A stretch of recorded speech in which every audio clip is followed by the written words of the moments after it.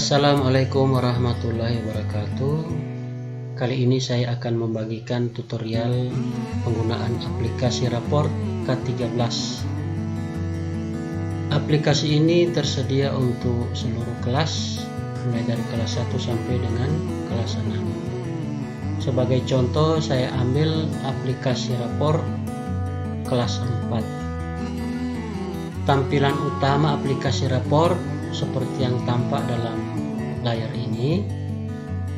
Khusus untuk Excel 2010 ke atas, terkadang muncul di menu bagian tengah. Jadi menu seperti ini yang muncul. Kalau muncul seperti ini, maka diklik saja enable content atau enable editing.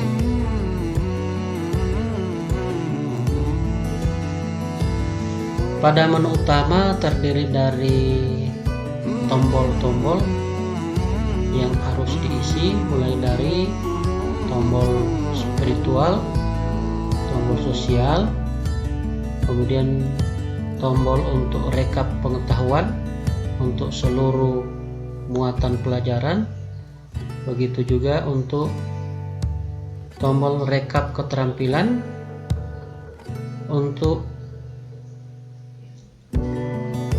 semua mata pelajaran atau muatan pelajaran.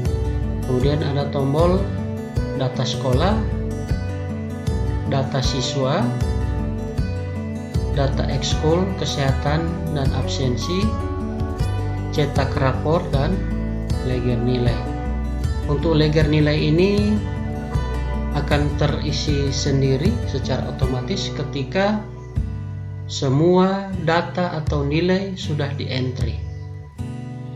Kita mulai dari data sekolah. Data sekolah kita isi dengan nama sekolah, sebagai contoh SDN 9 Limboto.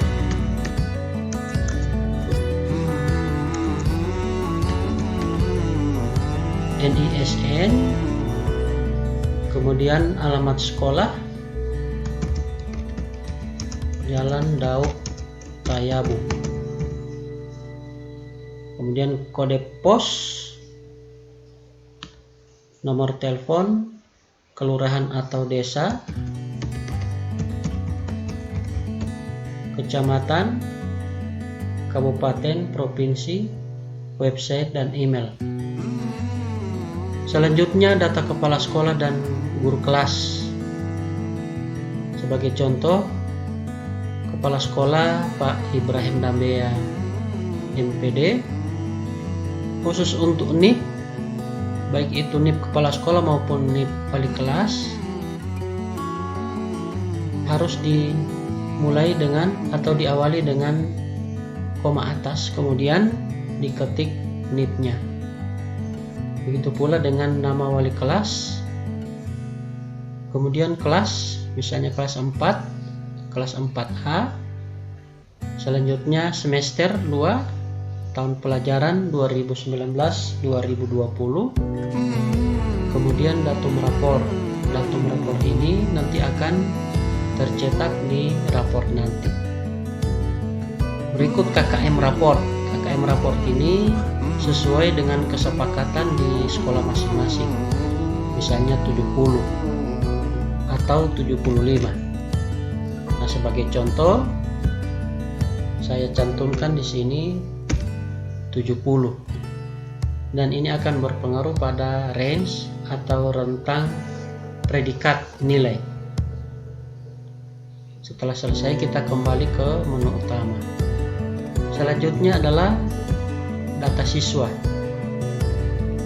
Untuk data siswa ini bisa menampung sampai 50 siswa. Nah, sebagai contoh saya sudah entry atau isi 3 orang siswa, terdiri dari NIS, nomor induk siswa atau nomor stambuk, kemudian NISN, nama peserta didik, tempat lahir, tanggal lahir, jenis kelamin, agama, pendidikan sebelumnya, apakah dari TK atau langsung ke kelas 1. Berikut alamat peserta didik, nama ayah, nama ibu, pekerjaan ayah, pekerjaan ibu, dan terakhir adalah alamat orang tua. Masih ada lagi? Ya, jadi wali peserta didik atau wali murid kalau murid tersebut tinggal bersama wali murid atau selain orang tua. Selanjutnya kita kembali ke menu utama. Berikut yang wajib kita isi adalah data ekskul, kesehatan, dan absensi. Untuk data ini yang diisi adalah data semester 1, baik itu tinggi badan maupun berat badan, begitu juga untuk semester 2. Contoh untuk semester 2 misalnya 150, kemudian untuk berat badan 45. Kondisi kesehatan, pendengaran, penglihatan, gigi, dan lain sebagainya. Berikut untuk kehadiran sakit izin alfa sesuai rekapan selama 1 semester. Kegiatan ekstrakurikuler yang diikuti siswa selama 1 semester, baik itu pramuka, PMR maupun kegiatan lainnya. Contoh, sebagai anggota pramuka penggalang SDN 9 Limboto atau sebagai pinru pramuka penggalang SDN 9 Limboto. Demikian pula untuk kegiatan PMR dan kegiatan ekstrakurikuler lainnya. Berikut prestasi yang dicapai atau diraih selama 1 semester. Misalnya untuk kesenian, juara vokalia tingkat kecamatan.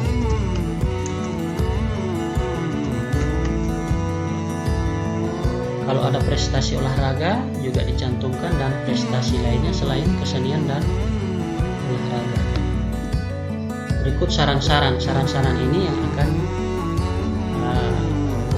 tertulis di raport nanti, misalnya lebih rajin belajar atau pertahankan prestasi. Setelah selesai, kita kembali ke menu utama. Khusus untuk leger nilai akan terisi ketika semua rekapan nilai pengetahuan dan keterampilan itu seluruhnya terisi. Kita coba untuk PKN, pengetahuan. Nah, pada semua lembar rekap pengetahuan maupun keterampilan, Bapak Ibu harus mencantumkan KD. KD ini sesuai dengan pemetaan KD yang telah Bapak Ibu buat atau susun pada awal semester. Dan cara menentukannya tinggal memilih saja KD yang ada di dalam sel. Ini masih boleh dihapus. Saya coba hapus, kemudian di entry atau dipilih yang sudah ada di dalam. Ketika dipilih, maka sel yang ada di bawahnya atau pada masing-masing siswa selanjutnya itu langsung terisi. Kita coba lagi 3.2. Nah, akan terisi langsung. 3.3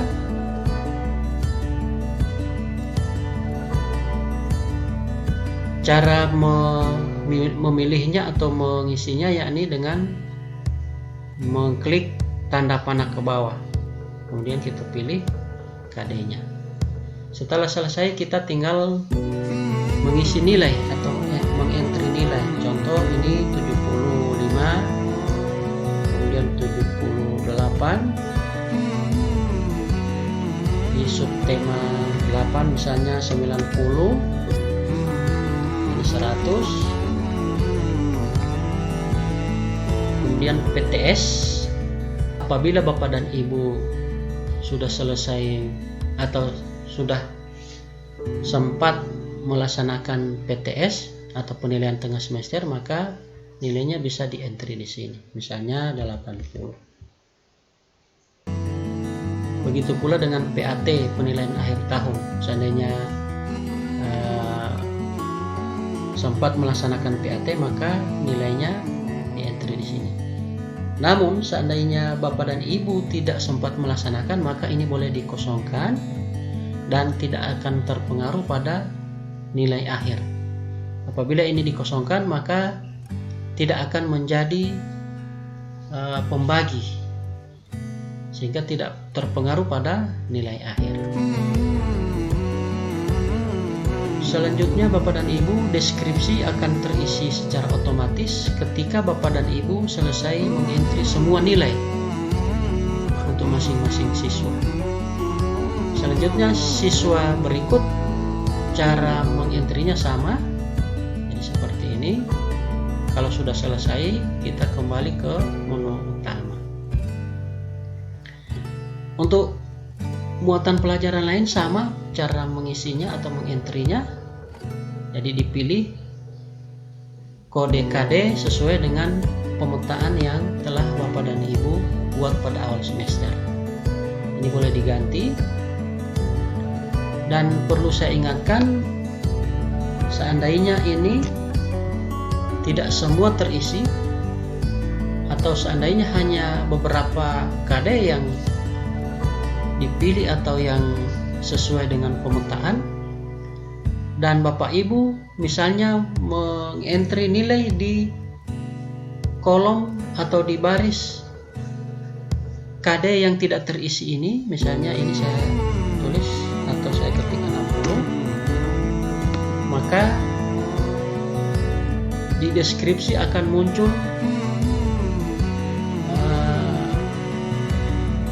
tulisan seperti ini. Jadi tidak akan muncul deskripsinya. Jadi oleh karena itu Bapak dan Ibu harus hati-hati. Kalau tidak ada kode KD-nya di sini, maka ini tidak boleh diisi. Contoh ini 90 dan seterusnya. Ya. Setelah selesai seluruh siswa, kita kembali ke menu utama. Jadi caranya seperti yang telah saya contohkan tadi. Ini juga untuk keterampilan.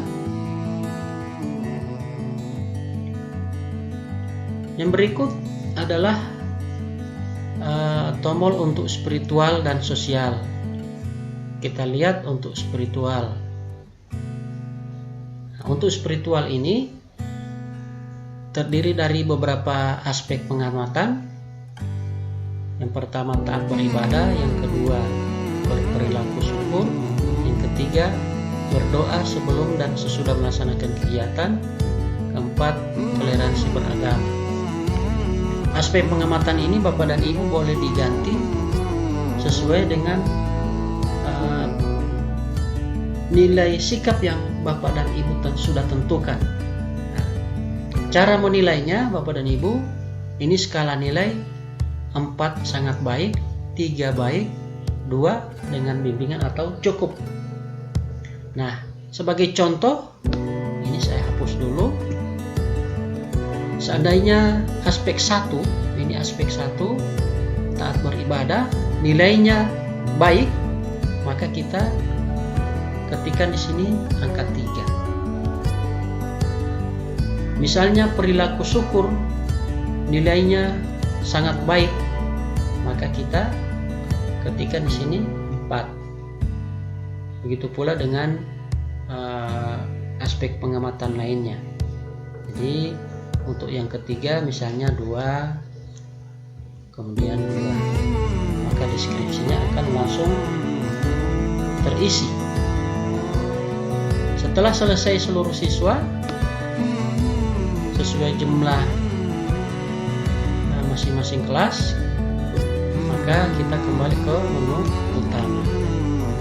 Jadi cara mengisi atau mengentry untuk aspek sosial sama seperti spiritual tadi. Jadi di aspek pengamatan jujur, disiplin, percaya diri, santun, atau aspek lainnya. Skala penilaian 4, 3, dan 2. Setelah seluruhnya selesai di entry, kita kembali ke menu utama. Selanjutnya adalah mencetak rapor. Ya. Jadi untuk cetak rapor ini terdiri dari 3 bagian, yakni halaman nilai. Jadi ini untuk halaman nilai. Kemudian untuk halaman sampul. Ini halaman sampul. Kemudian halaman keterangan pindah. Untuk semester 2 atau semester genap, halaman sampul dan keterangan pindah ini tidak perlu di print atau dicetak karena sudah di print pada saat siswa tersebut duduk di kelas 1 semester 1 atau kelas 4 semester 1. Cara mencetaknya Bapak dan Ibu dicetak per siswa. Jadi perlu diperhatikan nomor urut absen atau nomor urut siswa yang telah kita isi pada data siswa. Ya. Jadi ini nomor urutnya. Kita perhatikan nomor urut 1 Dwi Andika, nomor urut 2 Iksan, nomor urut 3 Isak Lamatenggo. Jadi pada saat kita mencetak rapor, ya misalnya kita awali dari siswa nomor 1. Jadi kita ketikkan di sini 1. Kemudian ketika kita ingin berpindah ke siswa berikutnya, tinggal diketikkan di sini 2. Atau dengan menekan tombol up down ini. Jadi ketika kita klik tombol up, maka akan berpindah ke nomor urut berikutnya. Begitu pula dengan down, dia akan kembali ke urutan yang lebih mudah. Nah, contoh ini nomor 1 Andi Kalijali. Ketika kita klik up-nya, maka berpindah di nomor 2 Iksan Mobo'o. Dan ini diikuti dengan nilai-nilai yang ada di masing-masing muatan pelajaran. Tadi contoh yang telah saya isi tadi baru untuk siswa nomor 1. Kita lihat ya. Jadi ini seluruhnya sudah terisi.